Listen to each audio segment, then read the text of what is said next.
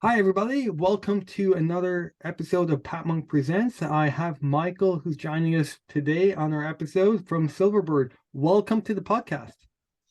Thanks for having me.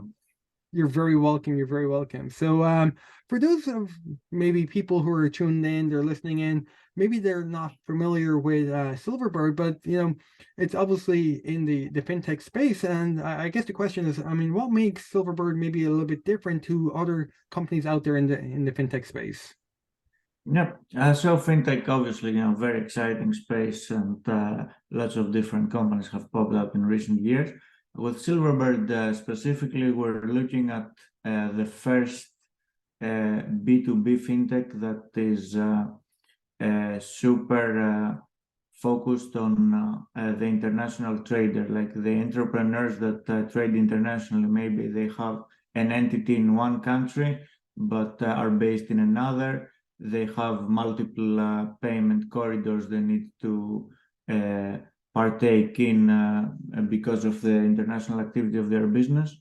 Where we've seen this segment being traditionally underserved by traditional banking or even the more legacy fintechs that are more B2B, B2C, and have a wider spectrum. We've chosen to really hone in on that segment, develop all our processes to cater to this segment of customers, and we think that the opportunity is big because international trade is a constant through history.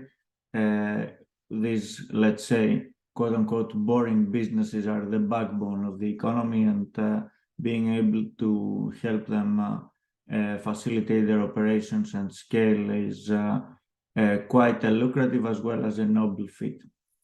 Very good, very good. And like with dealing with global trade, I would imagine you probably have shipping, you have postage, you have everything in there. But what kind of industries are you mainly focused on at Silverbird?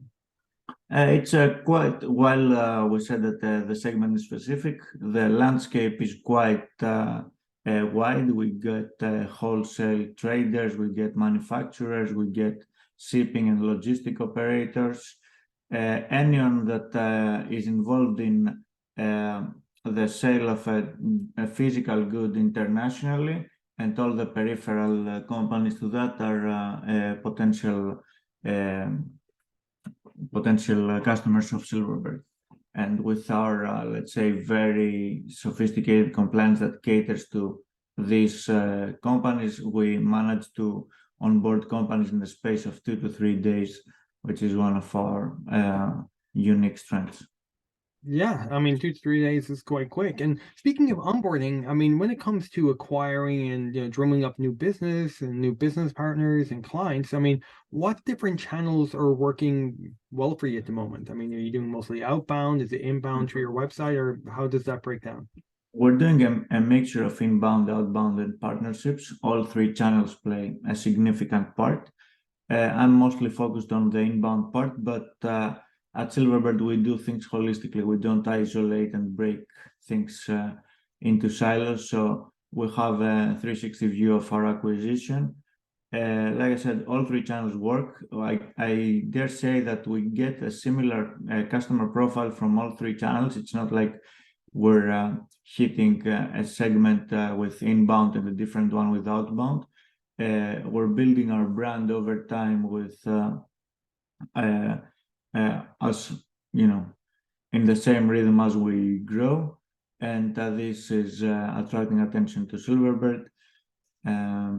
We're getting, every month that goes by, we're getting even closer to a more targeted approach when it comes to our customer acquisition.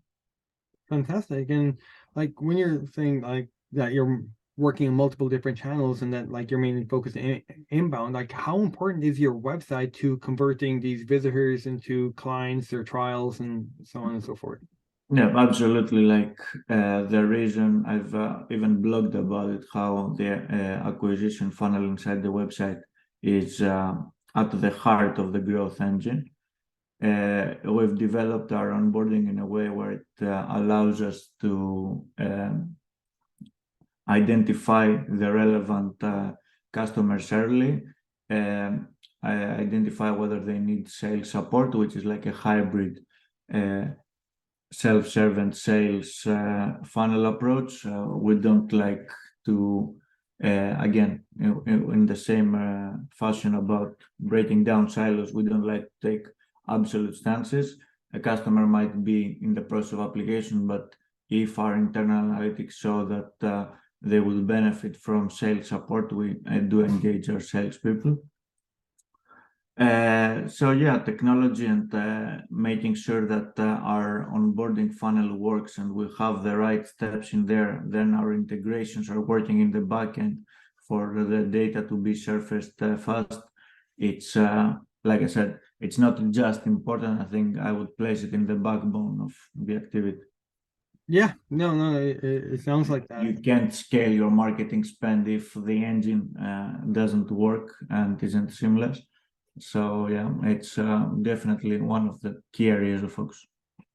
Perfect. Great to hear that. And switching gears, from Silverbird to you as a leader within marketing, Michael. I mean, what keeps you busy, like on a day-to-day basis at Silverbird? So I guess so it's covered in the previous questions too. Like I'm obsessing about customer acquisition, about not just acquiring a customer, but seeing their retention numbers throughout and creating this holistic engine that is sustainable for the growth of the business. I, on the, let's say, more granular side of things, I obsess about a lot of details like the creative we put on our ads, whether I'm balancing enough brand activity with performance marketing activity, how to create scope for my team, because as you grow and you become a more senior marketer, you can't just focus on your own input and output. You have to you're responsible for team members. You have to create scope for them, and all of that, is, I guess, only a subset of the things that keep me up at night. I'm sure I'm forgetting lots of things. So, yeah. Well, it sounds like you're pretty busy anyway, so that's good. So like now that we're coming up to the end of our interview, what I wanted to do is just ask you some rapid fire questions where just like a short, crisp answer is needed. So are you ready, Michael? I hope so. That sounds a bit scary, but let's go. No. So like very simple, like what was the last book you read? I'm reading it right now. It's Thinking in Bets by Annie Duke. Okay, great. And if you were to go back to your first day in Silverbird, I mean, what would you change or what advice would you give yourself if you were to start all over again? When I joined Silverbird, I guess I was still quite, let's say, scared about the fact that I made the jump from B2C back to B2B. I would tell myself to let go of the pressure of delivering in the first month, take a step back and observe more. Great answer and great advice. So, what I'd like to say is like, thank you so much for being on the show. I want to give you the last word. I mean, if someone was listening into our interview today and they were to forget everything that we just spoke about, I mean, what's the one thing you'd like them to remember about Silverbird? Silverbird is going to be successful because we're really obsessing about our target customer, and everything from our messaging to our processes are about the customer, not them. I think lots of marketers, especially in this age, we grew up with Google Analytics and all the shiny tools. We end up obsessing over the tools, but the fundamentals of marketing that have been there before the internet are still true to this day and age. Timeless, exactly, timeless. So going back to basics, so perfect. I definitely think a lot of people listening in will definitely be able to connect with that message. So thank you so much, Michael, for making the time to join us today. So everybody, I'm sure will check out Silverbird, and we look forward to hearing more about the company and in the future. So that is it for today's episode, everybody. I look forward to seeing you on the next episode of Pat Monk Presents. All the best and bye-bye.